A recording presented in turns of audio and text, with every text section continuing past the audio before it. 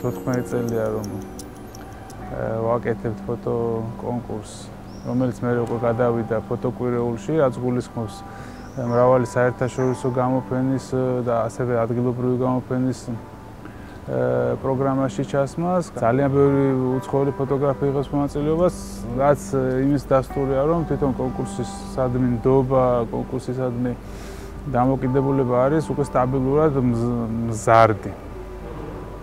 რაღაცნაირად ტრადიცია გახდა, რომ მაისის დასაწყისში ბევრი უცხოელი ფოტოგრაფი, კურატორი თუ კრიტიკოსი ჩამოდის სპეციალურად ფოტოკვირეულში მონაწილეობის მისაღებად.